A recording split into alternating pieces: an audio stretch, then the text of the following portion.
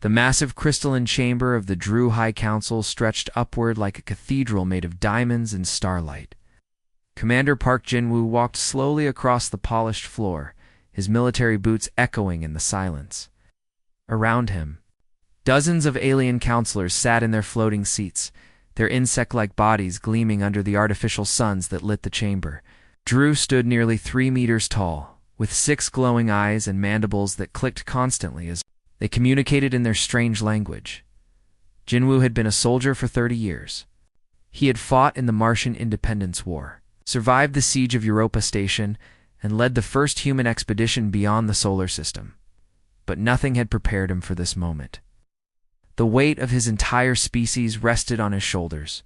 As he approached the center of the chamber, High Chancellor Vexthera descended from her throne, her 6 eyes focusing on the small human before her. She was ancient even by Droo's standards, her exoskeleton bearing the scars of countless battles. Her mandibles clicked with what Jin-woo had learned was amusement. "Oh," she said, her voice translated by the neural implant in Jin-woo's head. "The little mammals have come to lecture us about morality." Jin-woo's face remained stone-cold as he activated his holographic display. Images of burning Kythera cities filled the air around him. The Kythera were a peaceful species, their butterfly-like wings and gentle nature making them easy targets for the Droo war machine. For 6 months, the Droo had been systematically wiping them out, planet by planet, system by system. "The genocide ends now," Jin-woo said, his voice carrying clearly through the chamber. "Stop the killing of the Kythera species within 30 days, or face the consequences." The chamber erupted in clicking sounds as the counselors expressed their amusement. Some of them began to laugh, a sound like grinding glass that made Jin-woo's teeth ache. Vexthera's eyes gleamed with contempt. As she circled the human commander, "Your primitive species dares threaten the mighty Droo Empire?" she asked, spreading her forearms wide. "We who have conquered 1,000 worlds? We who have erased entire civilizations from existence? You humans have barely learned to crawl between the stars, and you think you can challenge us?" Ch watched calmly as she spoke. He had expected this reaction. The Droo Empire was ancient, powerful, and utterly ruthless. They had been conquering worlds when humanity was still discovering fire. Their technology was centuries ahead of anything humans possessed. Their fleets could glass entire planets in hours. By all logical measures, humanity should be trembling. In fear? "We are not threatening you, Chancellor," Jin-woo said, his voice steady and cold. "We are simply informing you of what will happen." Something in his tone made the laughter stop. The chamber fell silent as Vexthera studied the human's face. She had expected fear, desperation, perhaps even pleading. Instead, she saw only calm certainty, as if Jin-woo was simply stating a fact about the weather. "You amuse me, little mammal," she said finally. "Very well. Let us see what happens when we ignore your pathetic warning. Guards, remove these insects from my sight." Droo soldiers, each one twice the size of a human, moved forward with their energy weapons ready. Jin-woo's small diplomatic team didn't resist, as they were roughly escorted from the chamber. But as they reached the exit, Jin-woo stopped and turned back to face the High Chancellor. "Chancellor," he called out, his voice carrying across the vast space. "When this is over, remember that we gave you a choice." Vexthera's mandibles clicked in dismissal. "The only choice you had was to kneel before your superiors. Now, you will learn the price of defying the Droo Empire." Jin-woo was pushed through the exit, but his calm voice echoed back into the chamber. "You have been warned." Hey. As the human delegation was forcibly expelled from Droo space, their ships escorted to the border by an entire battle fleet, Jin-woo sent one final transmission to his government on Earth. The message was simple. Just for words that would be recorded in history, they chose their fate. The Droo counselors returned to their daily business, discussing the conquest of new worlds and the final elimination of the Kythera species. None of them noticed the strange energy readings that began appearing on their sensors immediately after the humans left. None of them saw the shadow ships that seemed to flicker in and out of existence at the edges of their territory. High Chancellor Vexthera retired to her private chambers that night, confident that she had handled the situation correctly. The humans were weak, their threats empty posturing from a species that would soon learn its place in the galaxy. She dismissed the strange dreams that had been plaguing her for weeks, dreams of empty cities and silent screams, of shadows that moved without bodies to cast them. The 30-day countdown had begun, though none of the Droo realized it yet. 3 months after the deadline passed, first reports began filtering into Droo High Command, like drops of poison in a clear stream. Captain Lee Minho's distress signal was the last transmission received from the human colony of New Sol Prime, thriving world home to 3 billion souls, just beyond the edge of Droo space. "Control, this is New Sol Prime," Minho's voice crackled through the communication array, panicked barely contained beneath his professional military training. "We're detecting massive energy signatures approaching our system. These aren't conventional ships, they're something else entirely. The readings don't match anything in our databases." The transmission continued for another 30 seconds, growing increasingly frantic. "The sky is...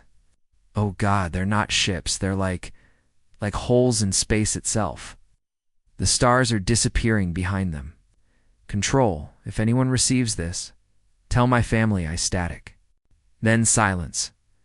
When Droo investigation teams arrived at human settlements across 17 star systems, they found scenes that would haunt their dreams for years to come.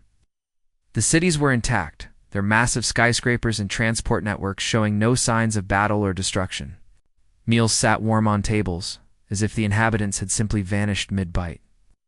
Personal vehicles floated in orderly traffic patterns, their automated systems still functioning perfectly. But with no passengers inside, Commander Yoon Tae-hyun led the investigation team on New Sol Prime, a veteran of dozens of planetary conquests. He had seen the aftermath of orbital bombardments, plague weapons, and mass evacuations. But this was different. This was impossible. "There's no bodies," he reported to his superiors, his voice tight with confusion. "No signs of struggle, no evacuation routes used, no distress beacons activated. It's like they all just... Existing, his team searched through apartment complexes that should have housed millions. Children's toys lay scattered in playrooms, their power cells still active. In one home, they found a birthday cake with candles still burning, the wax having barely begun to drip.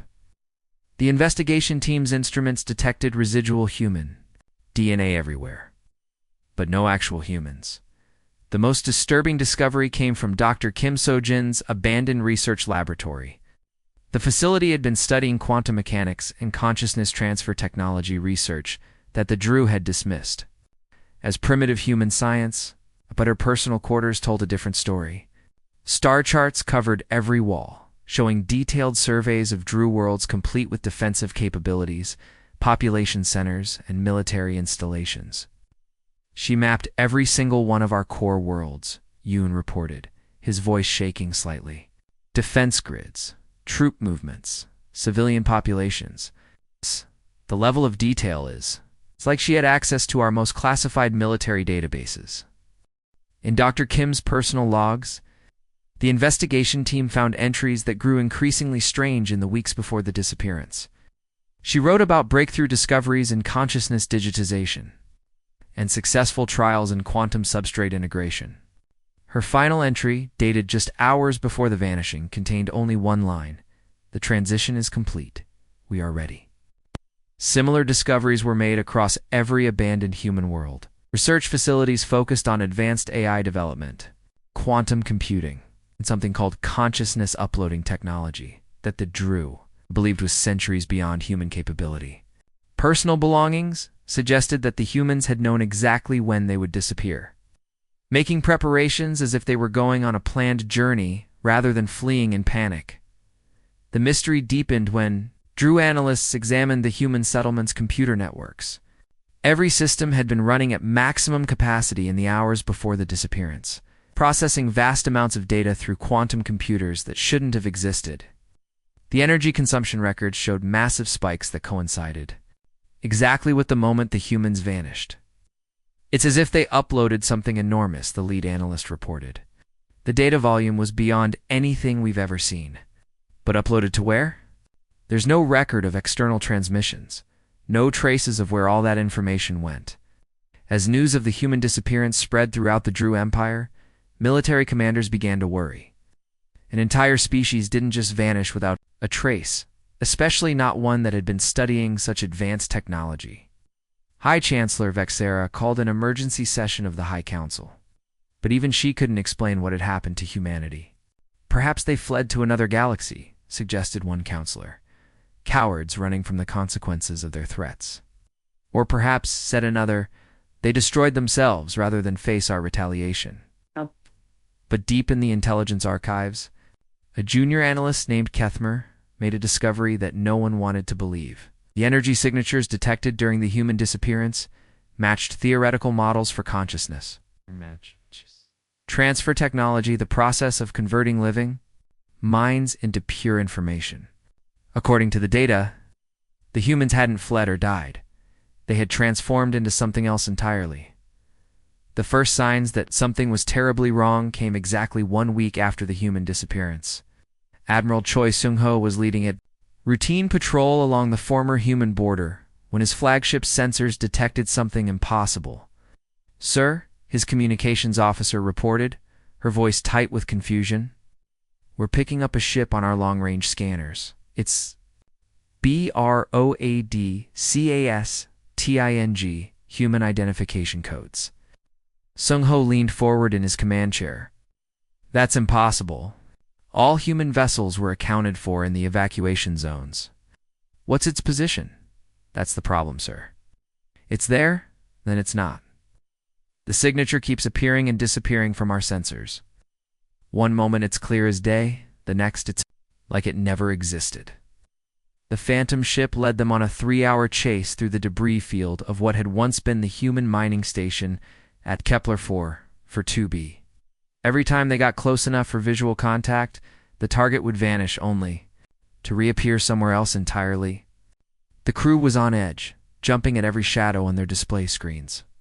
"Sir," the tactical officer called out, "we're receiving a transmission from the contact." "Put it through," Seung-ho ordered.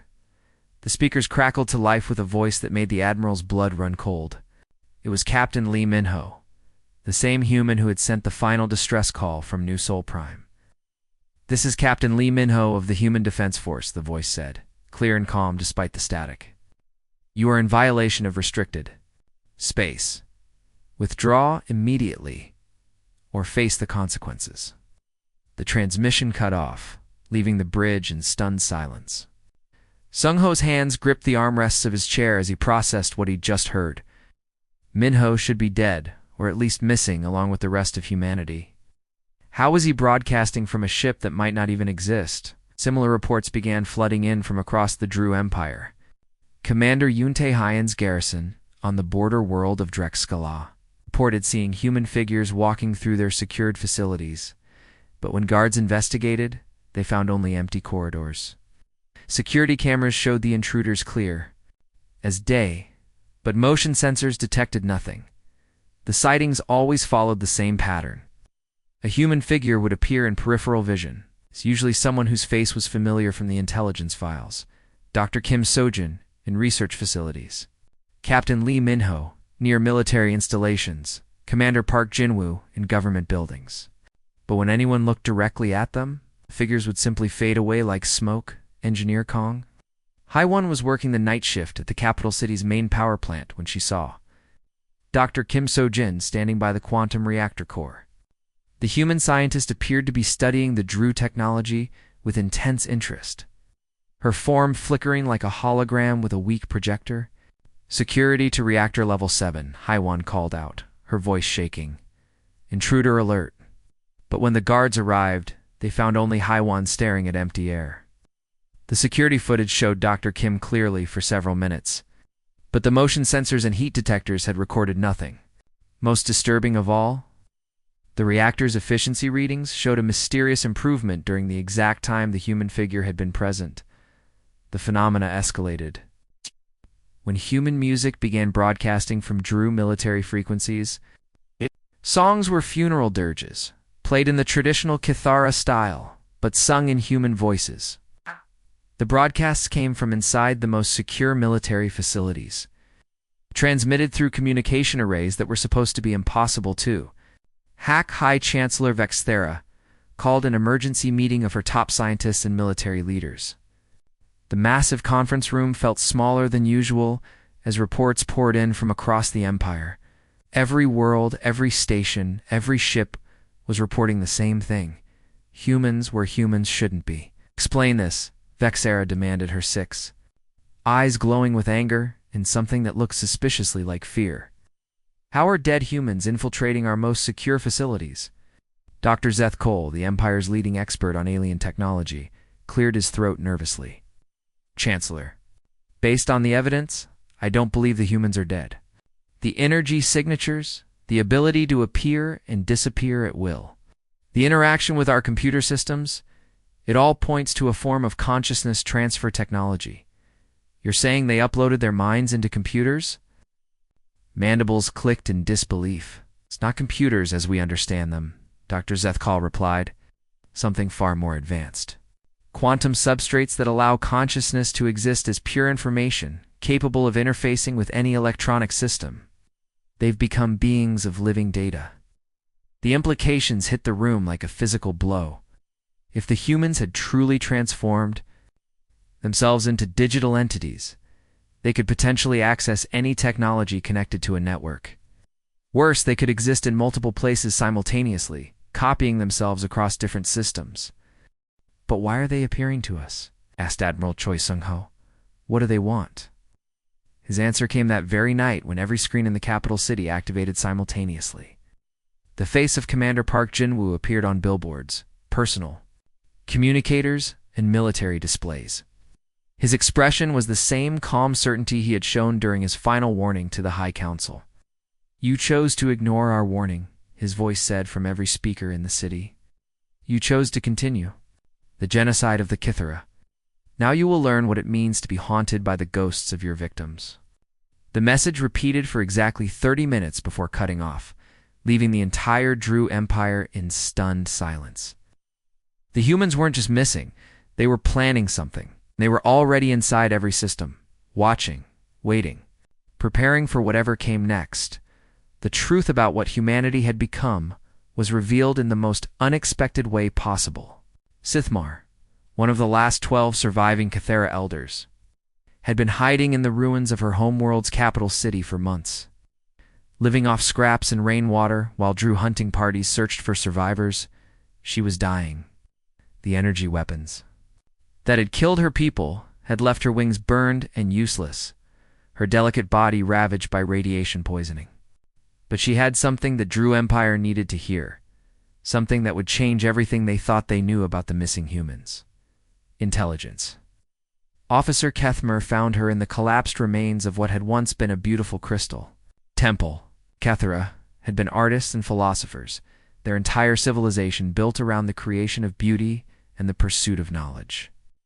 Now their temples lay in ruins, their art destroyed, their people extinct, except for this one dying. Elder, please, Sithmar whispered, her voice barely audible through the translator device. I have ... information about the humans, about what they've become. Kethmer knelt beside the dying alien, his recording equipment activated. Despite being part of the military force that had destroyed her people, he felt a strange sense of respect for this ancient being who had survived so much. The humans came to us, Sithmar began, her breathing labored, months before they disappeared. They offered us sanctuary, protection from your people, but we refused. We believed in peace, in negotiation. We thought we could find a peaceful solution. She paused, coughing up luminescent blood that glowed faintly in the darkness. They knew you would not stop. Commander Park Jin-woo, Dr. Kim Sojin, Captain Lee Min-ho, they all came to our Council of Elders. They showed us their research, their breakthrough in consciousness, transfer technology. They offered to take us with them, to help us escape into digital existence. Kethmer's mandibles clicked with impatience. But you refused? We were fools, Sithmar replied, her voice growing weaker.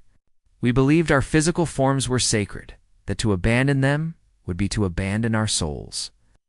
The humans tried to convince us, but we would not listen. So they made a different choice. She struggled to sit up, her broken wings trembling with effort. They decided to become something that could protect us even after death. The consciousness transfer technology, it doesn't just upload minds into computers. It transforms consciousness into quantum information, allowing it to exist in the spaces between reality. They became beings of pure thought, capable of existing in multiple dimensions simultaneously. The implications of her words sent a chill through Kethmer's exoskeleton. They're not just in our computer systems. They are everywhere, Sithmar whispered. In every quantum field, every electromagnetic wave, every space between atoms. They have become part of the fundamental structure of reality itself. When you destroyed their physical forms, you freed them from the limitations of flesh and blood. She began to laugh, a sound like silver bells that turned quickly into coughing. Yeah, the humans kept their promise, even though we rejected their help. They have become the guardians of the dead, the protectors of the innocent, and they remember every single life you have taken. Kethmer's recording equipment captured every word as Sithmar continued her revelation. Dr. Kim Sojin visits me. Sometimes, she said, her voice growing distant. She appears in my dreams, in reflections in the water. She told me that death is not the end, that consciousness can exist in many forms. The humans have learned to live beyond death itself. How is that possible? Kethmer asked, though he wasn't sure he wanted to know the answer. They studied our people's philosophy of existence, Sithmar explained. We believed that consciousness was not bound to physical form, that it could exist in harmony with the universe itself. The humans took that philosophy and made it real through their technology. She reached out with a trembling hand, grasping Kethmer's arm. Commander Park, Jinwoo showed me the truth before they transformed. They knew that your people would never stop killing, never stop conquering. They chose to become something that could hold you accountable for every life you have taken. They became the conscience of the galaxy. As Sithmar spoke her final words, the air around them began to shimmer. Translucent figures appeared in the ruins of the temple, humans that Kethmer recognized from the intelligence files. Commander Park Jinwoo stepped forward, his form flickering like a hologram but his presence undeniably real. She speaks the truth, he said, his voice echoing strangely in the damaged space. We offered your people the same choice we offered the Cathara. Stop the killing or face the consequences of your actions. You chose to continue the genocide. Dr. Kim Sojin materialized beside him, her gentle expression now carrying a weight of infinite sadness. We are not your enemies, she said softly. We are the record keepers, the witnesses to what you have done. Every life you have taken, every world you have destroyed. We remember it all. We will ensure that the galaxy never forgets. Captain Lee Minho appeared next, his military bearing intact, despite his ethereal form. The time for warnings has passed, he announced. The judgment begins now. As the ghostly figures faded away, Sithmar drew her last breath. Her final words were carried on the wind like a prophecy. The dead will have their justice, and the living will answer for their crimes. Kethmer transmitted his recording to Droo High Command with shaking hands. The humans hadn't just disappeared. They had evolved into something beyond physical existence. Something that could hold the entire Droo Empire accountable for centuries. Of genocide and conquest, the real terror was just beginning. The Droo Empire's final day began like any other. With the twin suns rising over the crystal spires of the capital city, High Chancellor Vextera was reviewing military reports when every piece of technology in her palace activated simultaneously. Her personal communicator, the wall-mounted displays. Even the automated cleaning systems all began broadcasting the same horrifying images. The screens showed the faces of Cathara children, their butterfly wings spread wide in the moment before Droo energy weapons cut them down. The audio played the voices of murdered families, their final words of love and terror preserved in perfect clarity. Navigation systems throughout the Empire began plotting courses to mass graves, showing the locations of every genocide the Droo had committed over the centuries. What is happening? Bexthera demanded, her 6 eyes wide with fear as her guards rushed into the throne room. Her answer came from the massive wall display behind her throne. The screen flickered, static dancing across its surface before resolving into the familiar face of Commander Park Jin-woo. But this version of the human commander was different. His eyes glowed with ethereal light, and his form seemed to exist in multiple dimensions at once. "We warned you," his voice echoed from every speaker in the palace. "We gave you 30 days to stop the genocide. You chose to ignore us." The ghostly figure of Dr. Kim Sojin materialized beside him, her gentle demeanor now terrifyingly cold. The scientist who had once studied consciousness transfer technology had become something beyond human comprehension. "Now you will join those you destroyed," she said, her voice carrying the weight of billions of murdered souls. "And we will ensure that neither your victims nor your crimes are ever forgotten." Throughout the Droo Empire, similar scenes played out on every world. Military bases found their own weapons turning against them, their targeting systems locking on to Droo positions. Civilian settlements watched in horror as their own defense grids powered up and aimed at their cities. The humans had infiltrated every system, every network, every piece of technology the Droo had ever created. Admiral Choi Sung-ho's flagship was the first to fall. The ship's AI suddenly declared him and his crew to be war criminals, began venting atmosphere from the inhabited sections. As his officers struggled to regain control, holographic figures of dead Kithara appeared on the bridge, their wings spread wide in accusation. "You commanded the fleet that glassed Kithara Prime," one of them said, their voice carrying impossible sadness. 3 billion souls extinguished in a single day. "Do you remember their names?" "We were following orders." Sung-ho protested, but his words fell on deaf ears. "So were the guards at the concentration camps," replied the voice of Captain Lee Minho, appearing beside the dead Kithara. "Following orders is not an excuse for genocide." The Admiral's ship was not destroyed quickly. Instead, it became a prison. Its life support systems calibrated to keep the crew alive, while forcing them to watch endless recordings of their victims. Each officer was shown the faces of every being they had killed, their names spoken aloud in voices that seemed to come from beyond the grave. On the industrial world of Klexthera, K-engineer Kong Hai-won found herself trapped in her own power.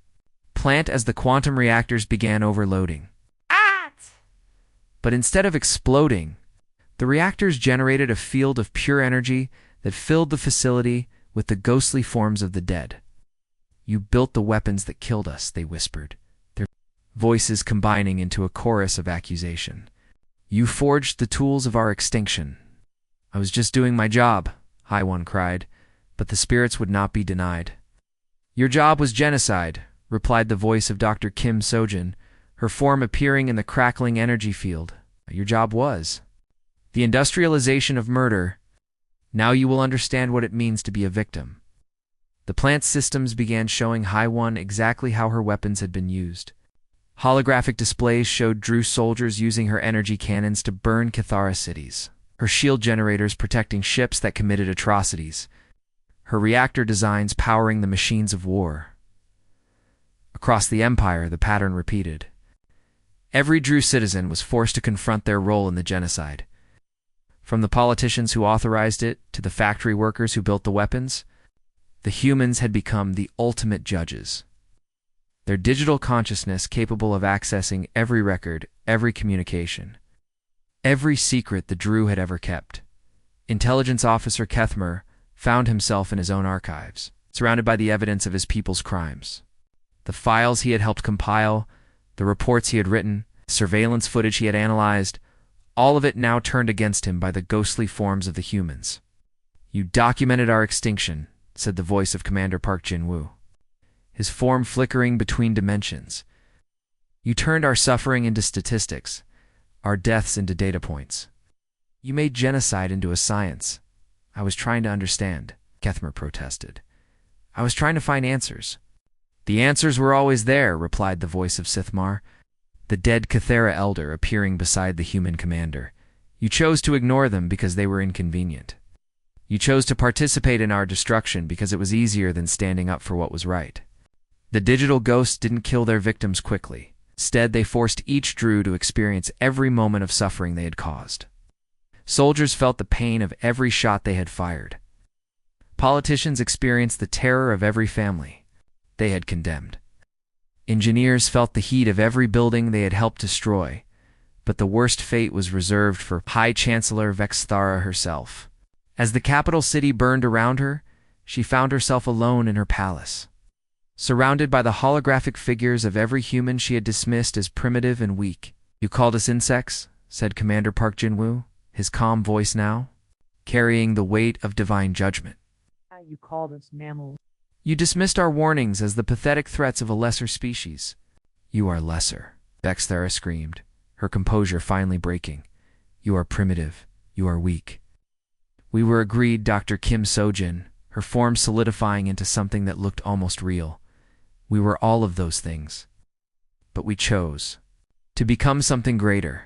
We chose to transcend our limitations rather than use them as an excuse for cruelty." The Chancellor's palace began to collapse around her, but she found herself unable to move. The humans had taken control of her. Own body paralyzed her with their digital influence. "You could have chosen mercy," Commander Park Jin-woo said, his final words carrying the weight of prophecy. "You could have chosen to stop the killing, to build something better. Instead, you chose extinction. You chose to turn humanity into something beyond death itself." As the last Droo world went silent, the quantum ghosts of humanity began their eternal vigil. They had kept their promise, ensuring that the galaxy would never forget the crimes of the Droo Empire. The humans had become the ultimate protectors of the innocent, the guardians of the dead, the conscience of the universe itself. And in the vast silence of space, their voices could still be heard, whispering the names of every victim, ensuring that no genocide would ever be forgotten again. The silence that followed the fall of the Droo Empire was not empty. It was filled with the whispers of the dead, the electronic prayers of consciousness that had transcended flesh and blood. In the quantum spaces between reality, the transformed humans continued their eternal vigil, ensuring that the galaxy would never forget what had happened. Captain Lee Min-ho's voice was the first to break the silence, broadcasting from what had once been the Droo capital world. His transmission reached every functioning communication array in the galaxy, carried by quantum waves that seemed to exist in multiple dimensions simultaneously. "This is Captain Lee Min-ho of the Human Defense Force," his voice echoed across. "The stars, the Droo Empire has fallen. Their worlds are silent, their fleets are destroyed. Justice has been served for the innocent they slaughtered." The transmission continued, but now it was joined by other voices. Dr. Kim Sojin's gentle tones, mixed with the military precision of Admiral Choi Soon-jo, Engineer Kang Hai-won's technical expertise, blended with the philosophical wisdom of hundreds of human scholars and scientists. They become a collective consciousness, a digital choir of the transformed. "We are the guardians now," Dr. Kim Sojin's voice announced. "We are the watchers, the protectors, the memory keepers. We will ensure that no species suffers the fate of the Cathera. We will ensure that genocide never again stains the galaxy." On distant worlds, alien civilizations detected the strange transmissions with growing wonder and fear. The Zelthari Federation, the Cosmic Republic, the hegemony of 1,000 suns, all received the same message. The humans had not died. They had evolved into something beyond physical existence, something that could hold the entire galaxy accountable for its crimes. The evidence of the Droo Empire's destruction was undeniable. Their worlds had gone dark simultaneously, their fleets found drifting in space with no life signs aboard. Investigation teams from neutral species found the same thing everywhere: empty cities, silent ships, and holographic recordings that showed the final moments of the Droo's judgment. But the humans had left more than just evidence. They had left a message, encoded in the quantum structure of space itself. It was a warning and a promise, delivered in the calm, authoritative voice of Commander Park Jin-woo. "To the civilizations of the galaxy, we are the humans. We were once like you, beings of flesh and blood, bound by the limitations of physical existence. But we chose to become something greater. We chose to transcend death itself, rather than allow injustice to continue unchecked. We offered the Droo Empire a choice: stop the genocide or face the consequences. They chose to ignore our warning.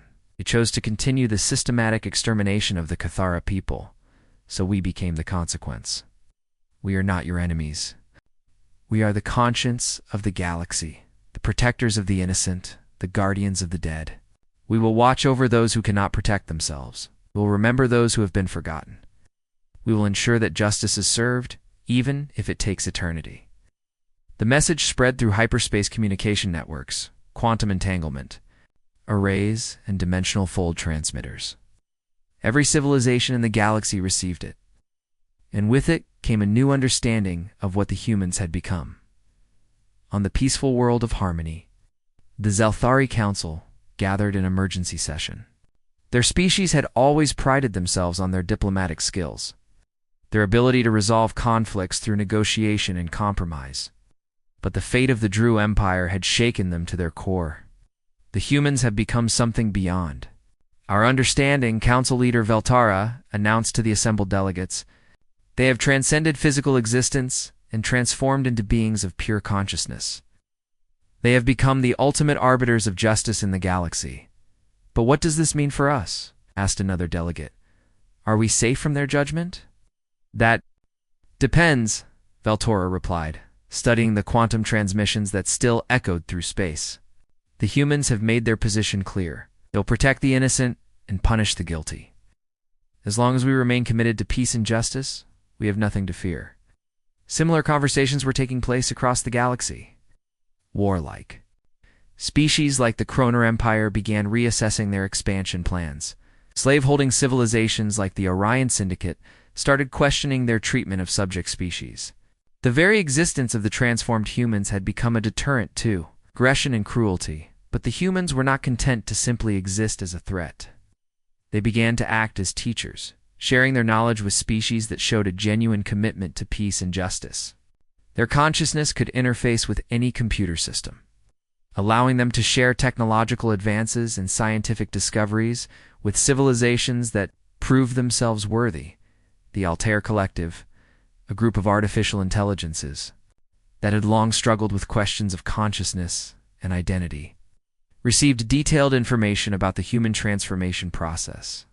The Centauri Federation, which had recently abolished slavery, found their communication networks upgraded with quantum encryption technology that made their world safer from outside threats. Dr. Kim So-jin's voice became a constant presence in the galaxy's scientific community, sharing breakthrough discoveries in physics, biology, and consciousness studies. Her digital form appeared in laboratories and research stations, offering guidance to scientists who were working to improve the lives of their people. Knowledge is not meant to be hoarded, she explained to a group of vegan researchers studying quantum mechanics. It is meant to be shared, to be used for the betterment of all sentient life. We humans learned too late that our physical forms were temporary, but our knowledge and our commitment to justice can be eternal. Captain Lee Minho's consciousness became the galaxy's unofficial peacekeeper, his digital form appearing wherever conflicts threatened to escalate into genocide. His military expertise, combined with his new quantum abilities, made him uniquely qualified to prevent wars before they could begin. Violence is not the answer, he told a gathering of draconian warlords who were planning to invade a peaceful neighboring system. We humans thought we could solve our problems through strength and technology. But the only solution that matters is the choice to be better than our worst impulses. The transformation of humanity had created something unprecedented in galactic history, a species that existed beyond death, beyond physical limitations, beyond the normal constraints of space and time. They had become the ultimate expression of consciousness itself. Beings of pure thought and memory who could exist anywhere information could travel, and in the vast quantum spaces between stars, they continued their eternal vigil. They remembered every name, every face, every moment of suffering that had been inflicted upon the innocent. They had become the galaxy's memory, its conscience, its guardian angels. The Droo Empire was gone, but its legacy lived on in the transformed humans who had risen from its ashes. They were proof that consciousness could transcend flesh, justice could survive even the death of those who fought for it, and that the innocent would always have protectors, even in the darkest corners of 3 months after Commander Park. Ginwu's deadline had passed. The first emergency signals began flooding into Droo High Command like a digital avalanche. Admiral Creshvalum was reviewing routine patrol reports when his communications officer's voice cracked with panic. "Sir, we're receiving multiple distress calls from the human border regions. Something's happening out there." The Admiral's four arms moved swiftly across his control interface, pulling up real-time data from the monitoring stations positioned along the edge of human space. What he saw made his exoskeleton tremble with confusion. Energy readings were spiking across 17 different star systems, but the signatures didn't match any known technology. Captain Lee Minho's voice was the first to break through the static, his transmission reaching the Droo monitoring station at Alpha Centauri with crystal clarity, despite the vast distance. "Control, this is New Sol Prime." Minho's voice carried the disciplined calm of a veteran military officer. But there was something underneath it that made the Droo communications specialists lean forward in their seats. "We're detecting massive energy signatures approaching our system. These readings they're unlike anything in our databases."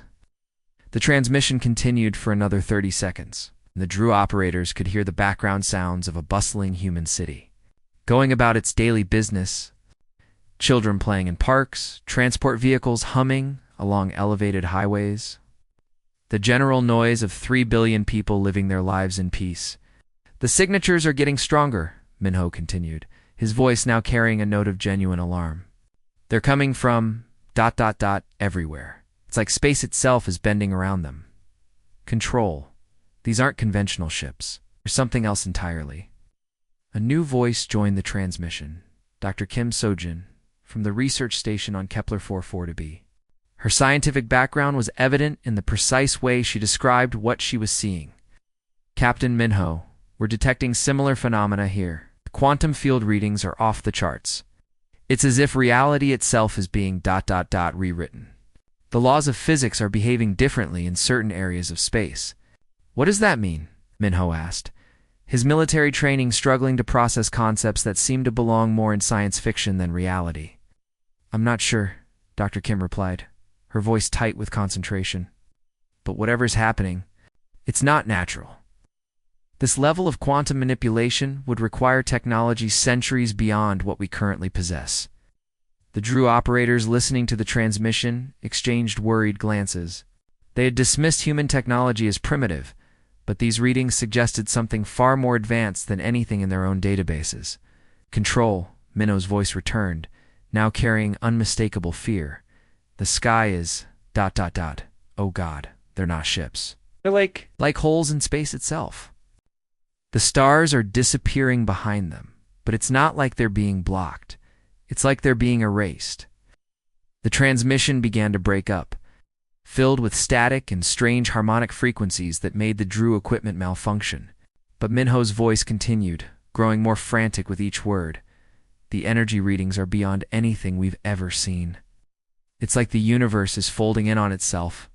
Control, if anyone receives this message, tell my family that The transmission cut off abruptly, leaving only the empty hiss of static.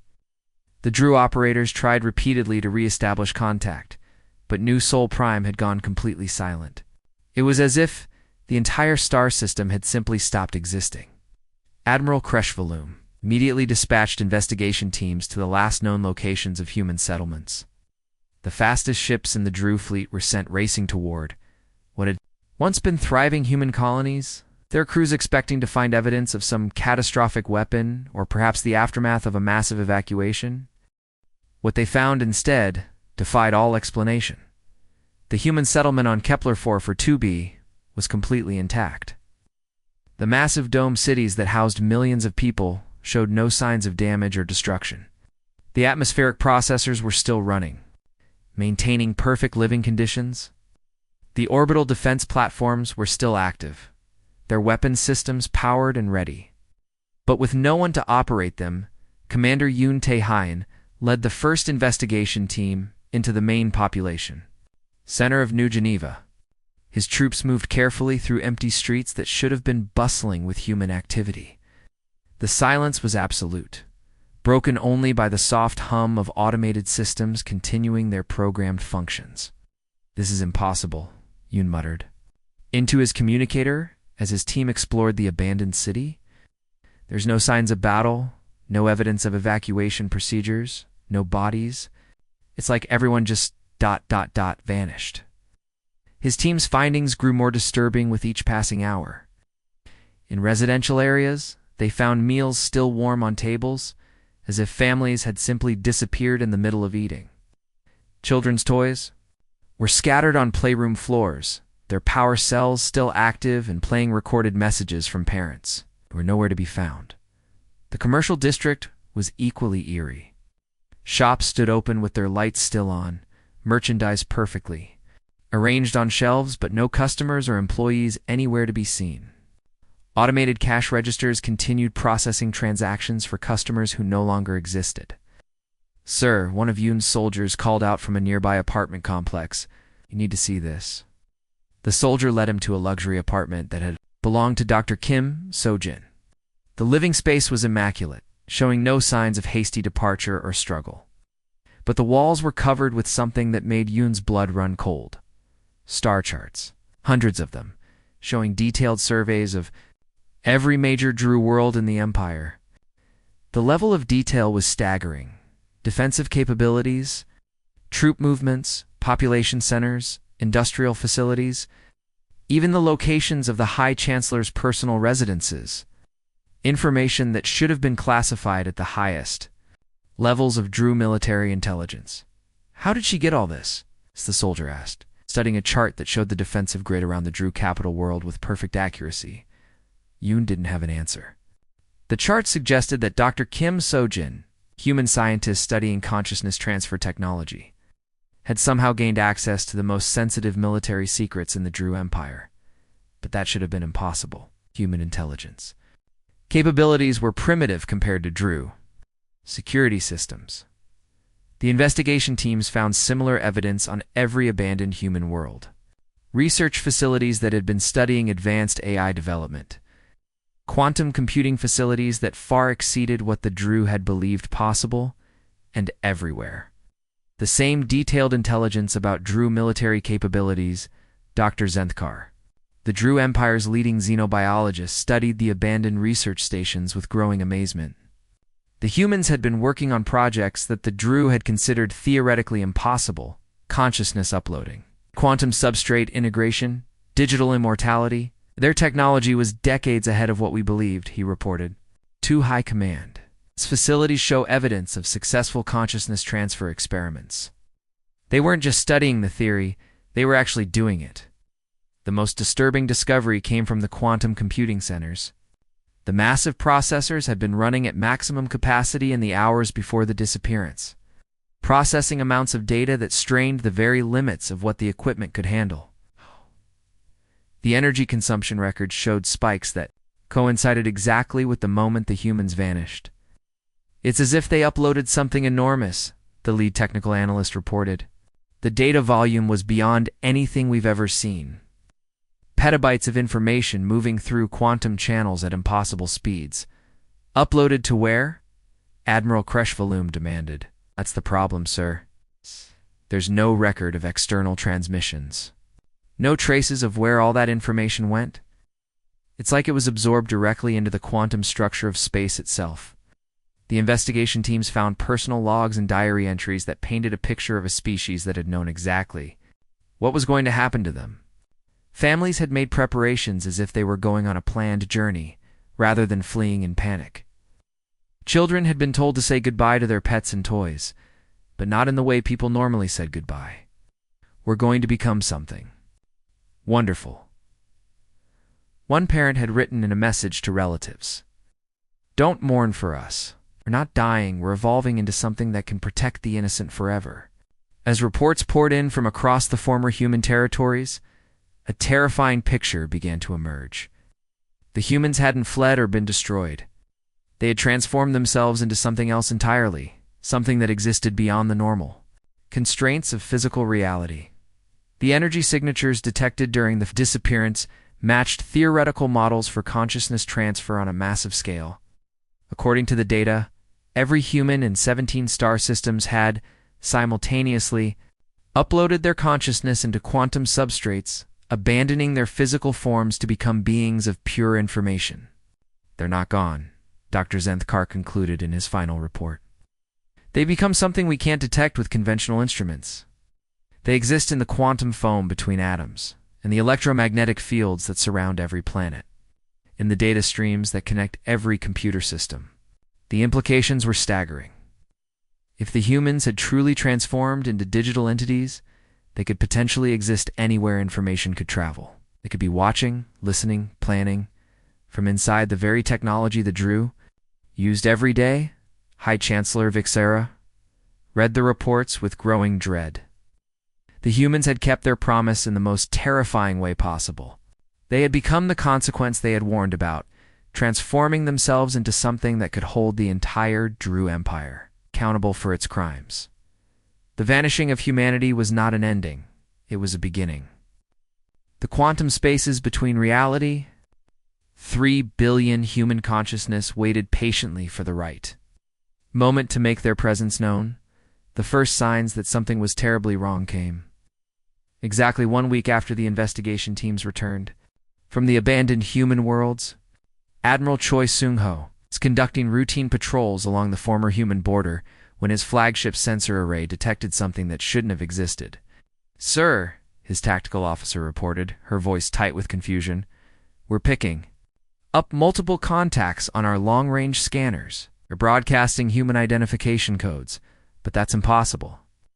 All human vessels were accounted for in our investigation." Seung-ho leaned forward in his command chair, his 6 eyes focusing on the display screens that showed his fleet's position relative to the phantom contacts.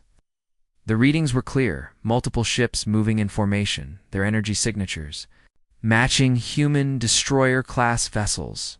"What's their position?" he asked, though he already suspected the answer wouldn't make sense. "That's the problem, sir. They're there, then they're not. The signatures keep appearing and disappearing from our sensors.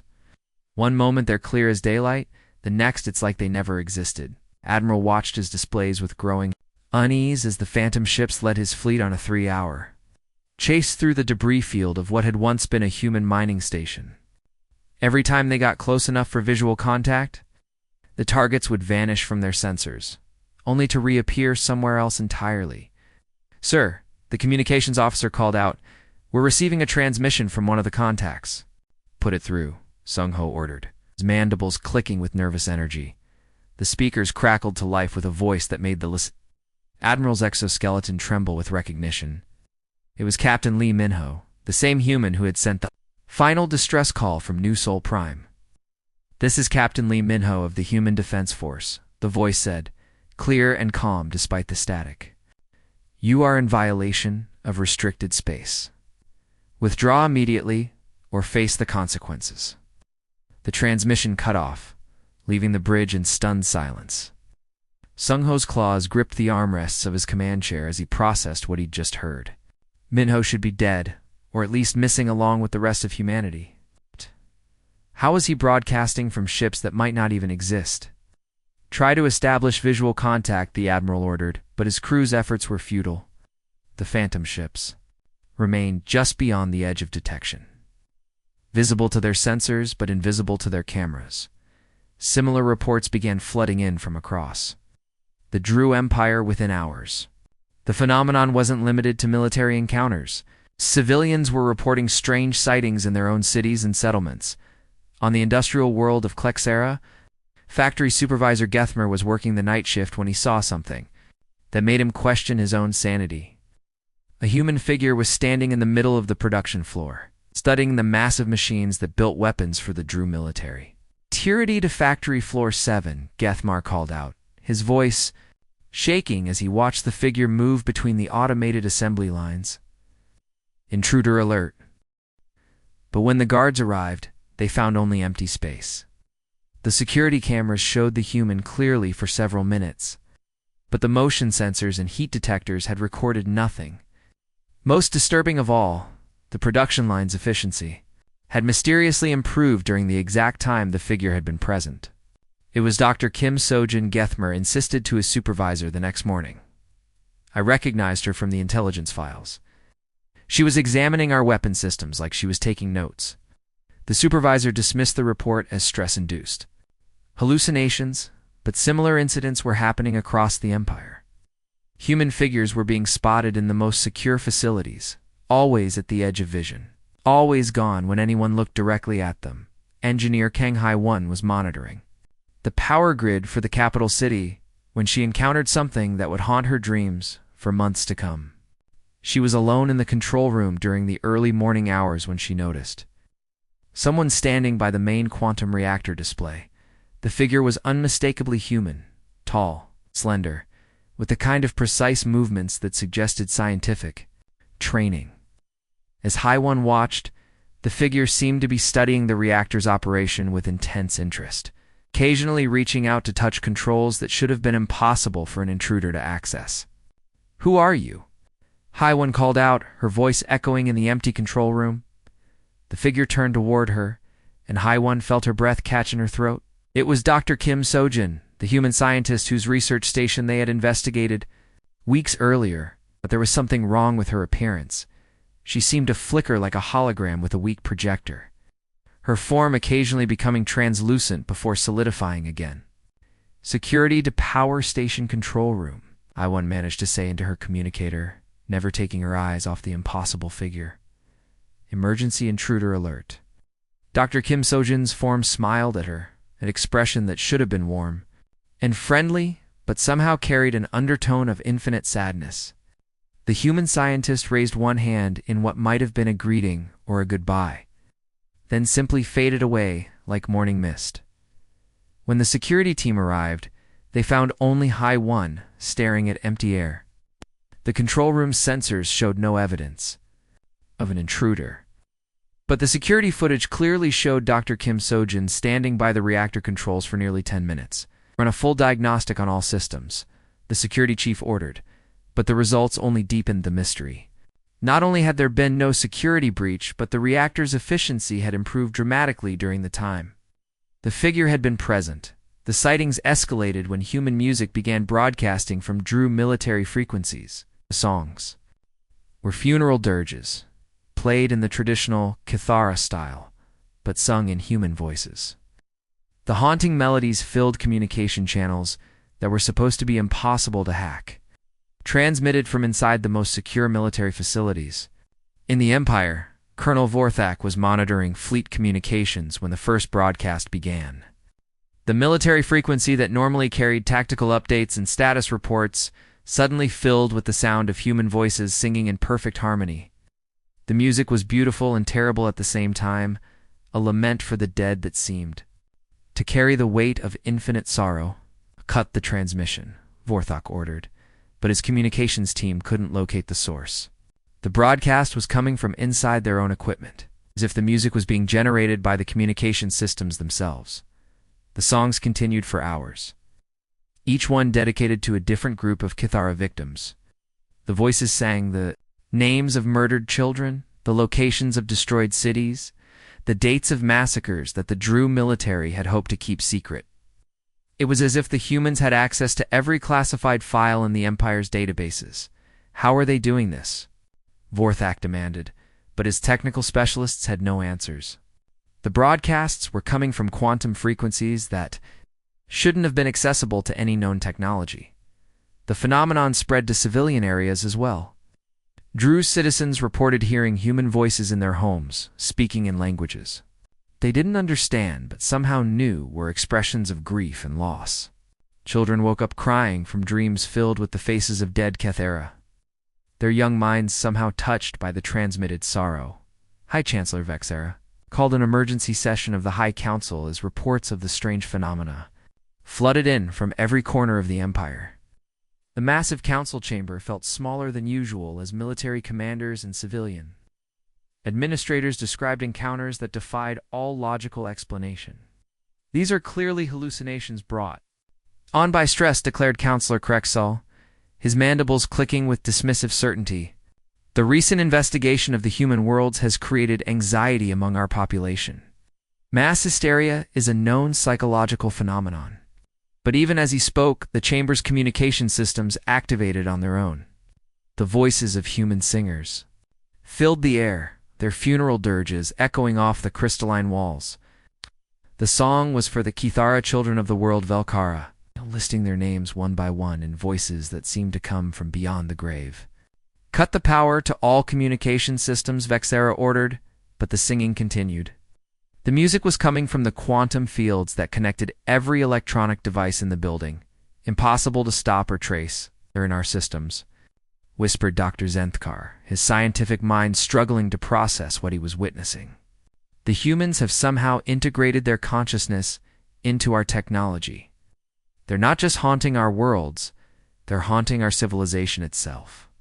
The singing stopped as abruptly as it had begun, leaving the council chamber in stunned silence. But the message was clear. The humans were still there, still watching, still remembering every crime the Droo had committed against the innocent.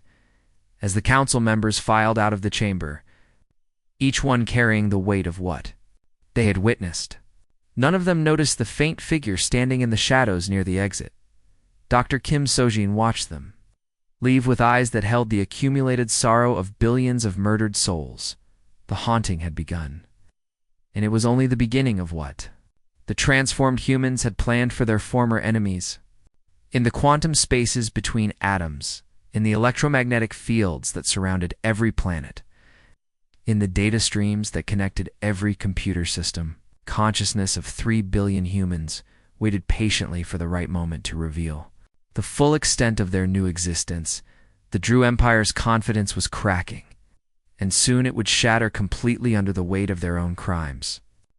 The humans had kept their promise. They had become the consequence they had warned about. And now, the true judgment was about to begin. Retridita, the truth about what humanity had become, was revealed in the most unexpected way possible. In the ruins of a once beautiful world that had been reduced to ash and rubble by Droo weapons. Intelligence Officer Kethmer was leading a routine search for surviving Kithara resistance fighters when his thermal scanners detected a faint heat signature in the collapsed remains of what had once been a magnificent crystal temple. The Kithara had been a species of incredible beauty and wisdom. Their butterfly-like wings shimmered with colors that had no names in any other language. And their cities had been works of art that stretched toward the heavens like prayers made of light and crystal. Now their homeworld was a graveyard, its surface scarred by the energy weapons that had turned paradise into a wasteland. Kethmer approached the heat signature carefully, his weapon ready. The last thing he expected to find was one of the legendary Kithara elders, ancient beings who had guided their people for thousands of years with wisdom that came from lifetimes of study and contemplation. Sithmar lay hidden beneath a fallen beam of crystallized starlight, her one's magnificent wings burned and broken, her delicate body ravaged by radiation poisoning from the weapons that had destroyed her world. She was dying, but her large, luminous eyes still held the intelligence and compassion that had made her people beloved throughout the galaxy. "Please," she whispered, her voice barely audible through the universal translator device that Kethmer. "War, I have... information about the humans, about what they've really become." Kethmer knelt beside the dying alien, his recording equipment automatically activated. Despite being part of the military force that had destroyed her people, he felt a strange sense of respect for this ancient being who had survived so much suffering. "The humans came to us," Sithmar began. Her breathing labored as she struggled to speak.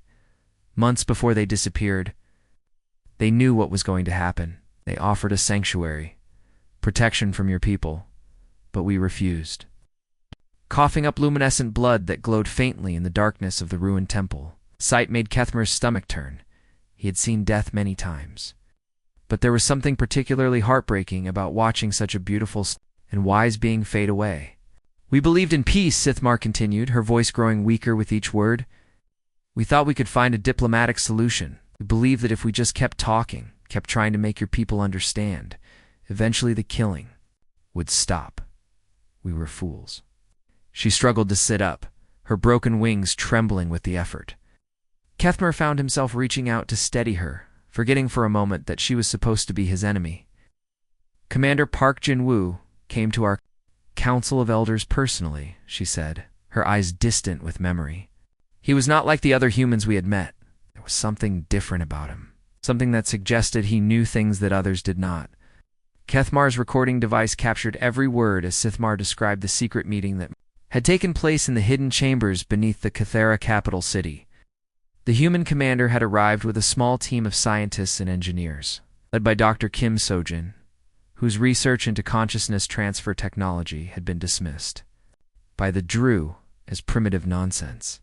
They showed us their research, Sithmar continued, her voice gaining strength as she remembered the incredible things she had witnessed. Dr. Kim Sojin demonstrated technology that we had believed was impossible. She showed us how consciousness could be separated from physical form, how the essence of a being could be preserved in quantum substrates that existed between the spaces of reality. The dying elder described how the humans had offered to share this technology with the Kathara, to help them escape their physical forms and exist as pure consciousness that could never be destroyed by weapons or genocide. It was a gift of immortality, a way to preserve their species even if their bodies were destroyed.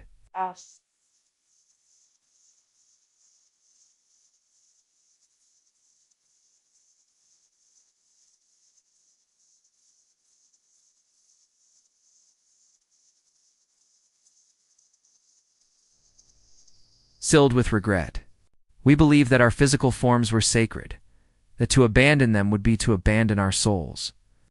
We thought that consciousness without flesh was not truly life. She began to laugh, a sound like silver bells that quickly turned into painful coughing. The humans tried to convince us, but we would not listen. We were too proud to set in our ancient ways. So they made a different choice. Kethmer leaned forward, his recording equipment straining to capture the elder's weakening voice. What choice?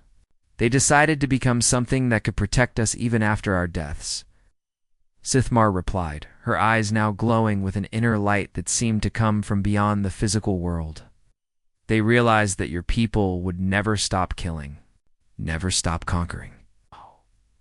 So they chose to transform themselves into something that could hold you accountable for every life you took. She explained how the humans had spent months preparing for their transformation, building quantum processing centers that could handle the consciousness transfer of an entire species.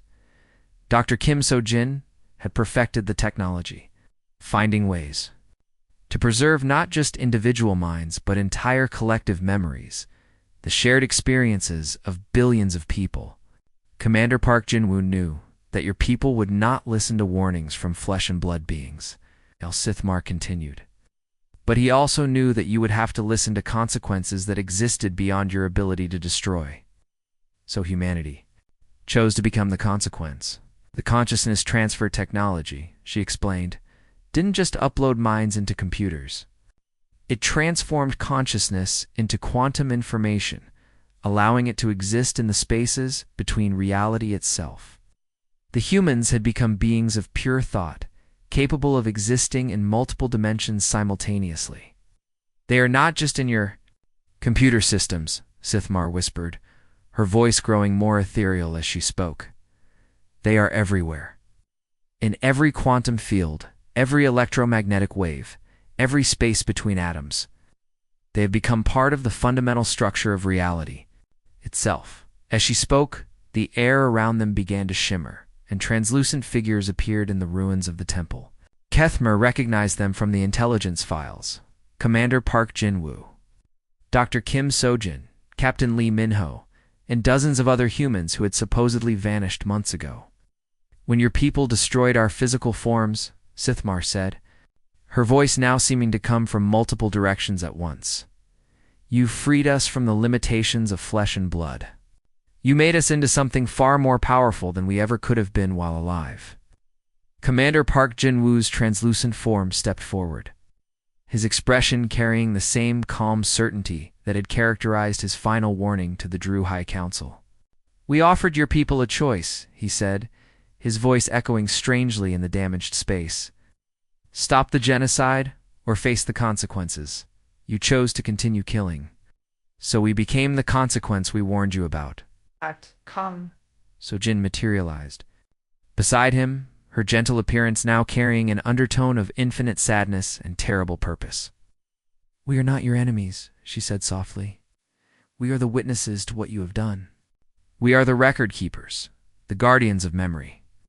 Every life you have taken, every world you have destroyed, we remember it all. Captain Lee Minho appeared next, his military bearing intact despite his ethereal form. We have become the conscience of the galaxy, he announced. We will ensure that justice is served, that the innocent are protected, that the crimes of the past are never forgotten.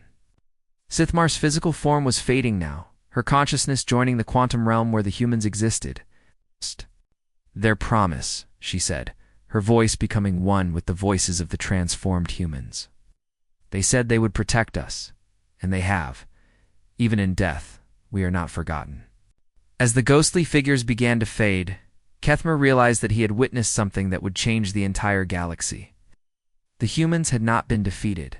They had evolved beyond the reach of conventional weapons, beyond the ability of any physical force to destroy them. The dead will have their justice. Sithmar's final words echoed through the ruins as her consciousness merged with the quantum field, where billions of human and Cathera minds now existed together, and the living will answer for their crimes. Kethmer transmitted his recording to Droo High Command with trembling hands. The implications were staggering. The humans had become something beyond death, beyond physical existence, beyond the normal constraints of space and time. They had transformed themselves into the ultimate arbiters of justice, beings capable of holding the entire galaxy accountable for its crimes. The Droo Empire had not destroyed humanity, they had created something far more dangerous. They had turned 3 billion conscious beings into quantum ghosts with perfect memory and unlimited patience. The humans were no longer bound by the limitations of flesh and blood, but they still retained their sense of justice, their commitment to protecting the innocent, and their promise to ensure that genocide would never go unpunished. The revelation was complete, and the real terror was just beginning. In the quantum spaces between atoms, in the electromagnetic fields that surrounded every planet, in the data streams that connected every computer system, the consciousness of humanity waited for the right moment to reveal the full extent of their new existence. The judgment was coming, and there would be no escape from beings who existed everywhere and remembered everything. The morning of the Droo Empire's final day began like any other across their 17 core worlds. The twin suns of Drexel Prime cast their familiar golden light over the crystalline spires of the capital city, while millions of Droo citizens went about their daily routines, unaware that their civilization had mere hours left to exist. Chancellor Vexthera was in her private chambers, reviewing intelligence reports about the strange human sightings that had been plaguing the Empire for weeks. Her 6 eyes moved across the holographic displays, trying to make sense of phenomena that defied all logical explanation. The reports were becoming impossible to ignore: phantom ships, ghostly figures, mysterious broadcasts that originated from inside their own systems. She was reaching for her morning nutrition supplement when every screen in her palace activated simultaneously. The personal communicator on her desk flickered to life, displaying the face of a young Cathera child, a little girl with butterfly wings that shimmered with colors that no longer existed in the universe. "What is this?" Vexthera demanded, her mandibles clicking with irritation. "Guards! Someone has hacked into my private systems!" But no guards came. Throughout the palace, every Droo soldier and servant was staring at their own displays, watching.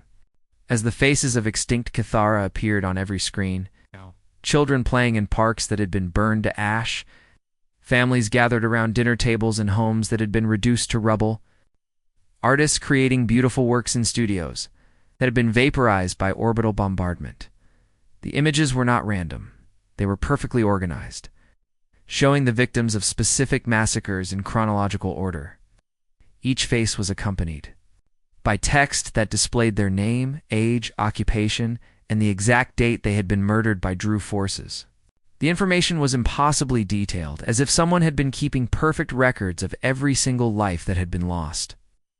"This is impossible," Vexthera whispered, her voice shaking as she watched hundreds of faces cycle through her displays. "How could anyone have this much information about the enemy casualties?" Her answer came from the massive wall display behind her throne. The screen flickered with static for a moment before resolving into the familiar face of Commander Park, Jinwoo. But this version of the human commander was different from the one who had stood before the High Council months ago. His eyes glowed with ethereal light, and his form seemed to exist in multiple dimensions at once. "We warned you," his voice echoed. From every speaker in the palace, the sound carrying an otherworldly quality that made Vexthera's exoskeleton tremble. "We gave you 30 days to stop the genocide. You chose to ignore us." Throughout the Droo Empire, similar scenes were playing out on every world. In military bases, factories, civilian homes, and government buildings, the same message was being broadcast simultaneously. Every piece of technology connected to any kind of network had become a conduit for the transformed humans to deliver their judgment. Admiral Kreshvaloom was in the middle of a strategy meeting when the screens in his command center activated. The faces of dead Cathara soldiers appeared on the tactical displays, their names and ranks clearly visible. But these were not enemy combatants. They were civilians who had been killed while trying to protect their families. "Sir, his communications," officer reported, her voice tight with fear. "We're receiving transmissions from across the fleet. Every ship is reporting the same phenomenon. Their systems are being controlled by an outside source." The admiral watched in horror as his own navigation systems began plotting courses to unmarked locations throughout Droo space. The coordinates led to worlds that had been classified as uninhabitable, but the star charts now showed what they really were: mass graves, where the bodies of genocide victims had been dumped and forgotten. "These are burial sites," Kreshvaloom realized, his voice barely above a whisper. "They're showing us where we put the bodies." On the industrial world of Klexera, Engineer Kung Haiwan found herself trapped in her own power plant as the quantum reactors began operating according to new parameters. The energy output was being redirected to broadcast stations across the planet, amplifying signals that carried the voices of the dead to every corner of the galaxy. "You built the weapons that killed us," the voices whispered from the reactor cores, their words carried by the very energy that powered the Droo civilization. "You forged the tools of our extinction. Now you will answer for every shot that was fired, every bomb that was dropped, every life that was ended." The ghostly figure of Dr. Kim So-jin materialized beside the main control console, her form flickering between solid and translucent. The gentle scientist who had once studied consciousness transfer technology had become something far more terrifying than any weapon the Droo had ever created. "Your power grids will carry our message to every world," she said, her voice carrying the accumulated sorrow of billions of murdered souls. "Your communication networks will broadcast the names of our dead until every living being in the galaxy knows what you have done." High Chancellor Vexthera backed away from her displays as more human figures began to appear in her throne room. Captain Lee Minho stepped through the wall as if it were made of mist, his military bearing intact despite his ethereal form. Behind him came dozens of other humans, all of them glowing with the same otherworldly light. "You called us primitives," Commander Park Jinwoo said, his calm voice now carrying the weight of divine judgment. "You called us insects, mammals, lesser beings who had no right to challenge your authority. But we chose to become something greater than flesh and blood."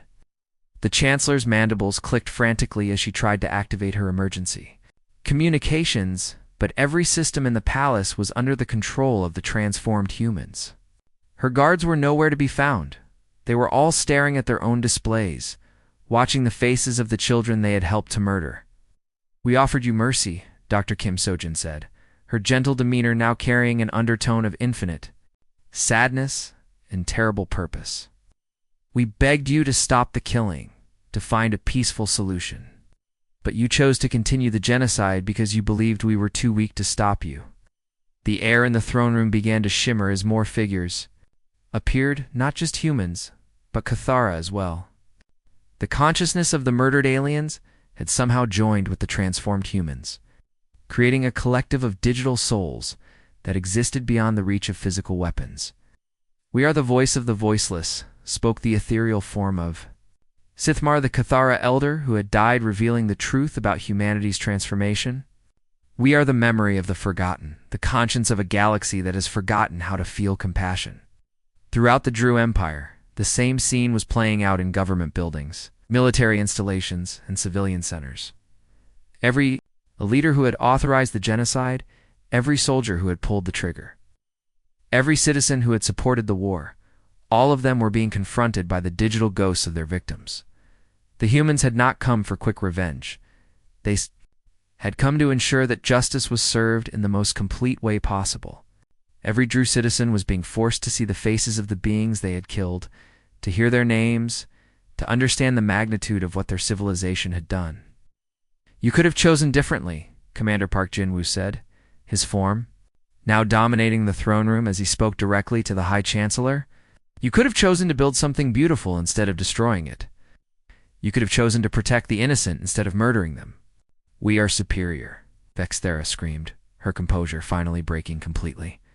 "We are the dominant species. We have the right to determine who lives and who dies." "You had the right," Dr. Kim Sojin replied, her voice carrying infinite sadness. "But you chose to use it for genocide. You chose to turn your strength into cruelty, your intelligence into justification for murder. So we chose to become something that could stop you." The transformed humans began to fade from view, but their voices continued to echo through every speaker in the Empire. The judgment had begun, and there would be no escape from beings who existed everywhere and remembered everything. "Now you will join those you destroyed," the collective voice of humanity announced, carrying with it the sorrow of 3 billion transformed souls. "And we will ensure that neither your victims nor your crimes are ever forgotten." Figures disappeared. The real consequences of their judgment began to manifest. The Droo Empire's own technology was turning against them, their weapons targeting their own positions, their ships refusing to follow orders from crews that had been marked as war criminals. The final day of the Droo Empire had begun. Digital ghosts of humanity were just getting started. The collapse of the Droo Empire began at exactly 1447 Standard Galactic Time, when every single piece of technology across their 17 core worlds simultaneously turned against its creators. What had started as ghostly appearances and mysterious broadcasts escalated into something far more terrifying, a complete technological rebellion, orchestrated by the transformed consciousness of humanity. On the military world of Drexcala, Admiral Kresh Valoom watched in horror as his own flagship's weapons rotated to target the bridge where he stood. The massive plasma cannons, designed to destroy enemy vessels, were now aimed at the command center of the ship they were supposed to protect. "Override the targeting system," he screamed to his tactical officer, but the Droo soldier's hands were shaking too badly to operate the controls. "Manual override. Cut power to all weapons." But cutting power did nothing. The weapons continued to charge, their energy drawn from sources that didn't appear on any of their monitoring systems. The ship's computer displays showed the ghostly face of Captain Lee Minho, his expression calm and determined as he spoke in the voice of absolute authority. "Admiral Kresh Valoom," the human captain said, his words carried by the ship's internal communication system. "You are hereby charged with war crimes against the Cathara people. 17 worlds destroyed, 43 billion lives extinguished. How do you plead?" The Admiral's mandibles clicked frantically as he tried to comprehend. "What was happening? This is impossible. You're dead. You're all dead."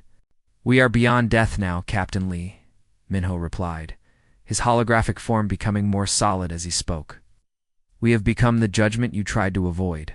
Your weapons will now be used to deliver justice."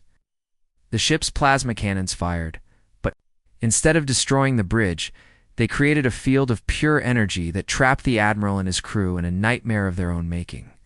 The energy field projected images of every battle they had fought, every world they had destroyed. every innocent life they had taken in the name of Droo supremacy. Similar scenes were playing out across the entire Droo military. Their warships turned their guns on each other, their targeting systems controlled by the digital consciousness of humanity. But the transformed humans were not interested in quick destruction. They wanted complete accountability. On the industrial world of Klexera, the massive weapons factories that had supplied the Droo military for centuries began producing something entirely different. The automated assembly lines, controlled by the ghostly presence of Dr. Kim Sojin, started manufacturing monuments instead of weapons, crystalline structures that displayed the names and faces of every Cathara victim. You built the tools of genocide, Dr. Kim Sojin's voice echoed through the factory halls, her form visible in the quantum fields that powered the machinery. Now you will build memorials to those you murdered. Engineer Kung Hai-1 found herself trapped in her own power plant, forced to watch as the quantum reactors she had designed were converted into transmission stations. The energy that had once powered weapons of mass destruction now carried the voices of the dead to every corner of the galaxy. Every kilowatt of power you generated was used to murder the innocent, the ghostly engineer told her, appearing beside the main control console. Now that same energy will ensure that their memory lives forever. The planetary defense grids that had protected Droo worlds for centuries began targeting their own cities. But instead of destroying the civilian populations, the defense systems created containment fields that trapped the inhabitants in spaces filled with holographic representations of their victims. Hi. Chancellor Vexera watched from her palace windows as the capital city of Drexel Prime was transformed into a living memorial. The towering spires that had once symbolized Droo power now displayed the faces of murdered Cathara children, their images projected onto the crystal surfaces by technology that no longer obeyed Droo commands. "Stop this madness," she screamed, into her communication system. But her voice was immediately replaced by the sound of Cathara funeral songs, the same music that had been broadcasting from their military frequencies for weeks. The palace began to shake as its own structural systems turned against it. The automated maintenance systems that had kept the building in perfect condition for centuries now began systematically dismantling the seat of Droo power. But they did so slowly, carefully, giving the Chancellor time to contemplate what was happening. "You are alone now," came the voice of Commander Park Jin-woo, his form materializing in the crumbling throne room. "Your empire is falling. Your people are trapped in judgment, and your legacy will be one of genocide and cruelty."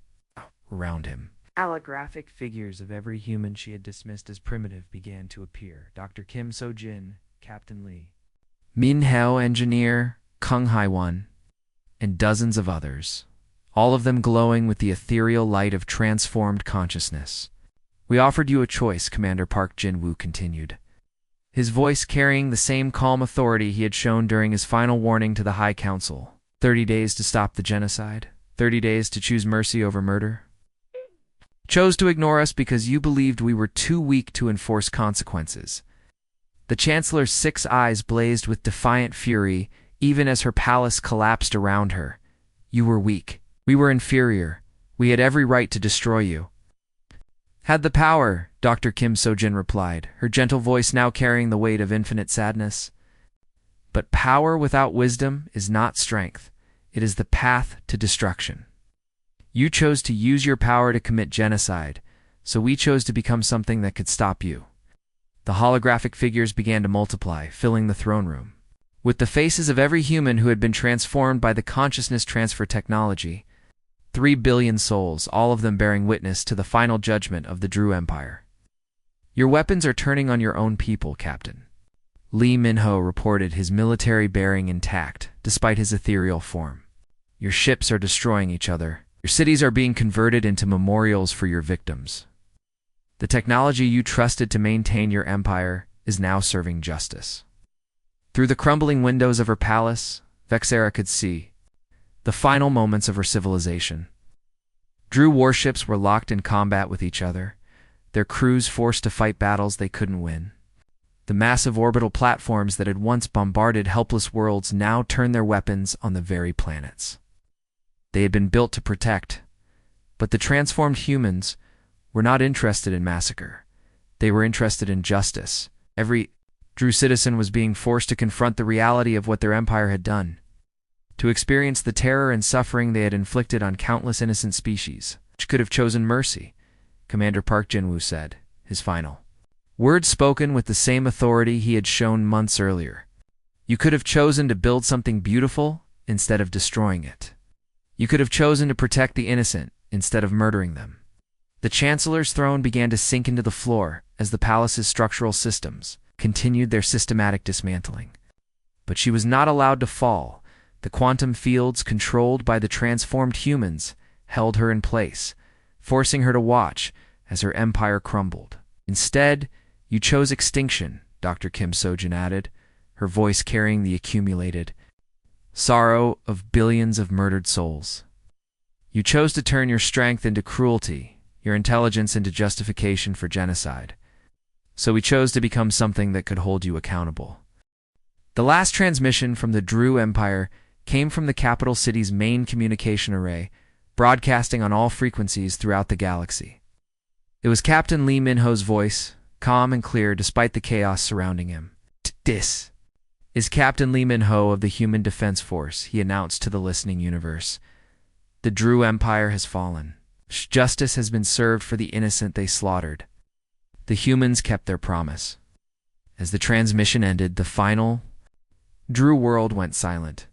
The quantum ghosts of humanity had completed their judgment, transforming the greatest military power in the galaxy into a memorial for its victims. The Droo Empire, which had once conquered 1,000 worlds, was now nothing more than empty. Space populated by monuments to the dead, in the quantum spaces between atoms, in the electromagnetic fields that surrounded every planet, in the data streams that connected every computer system. The consciousness of humanity began their eternal vigil. They had become the guardians of memory, the protectors of the innocent, the voice of justice in a galaxy that had forgotten how to protect the weak.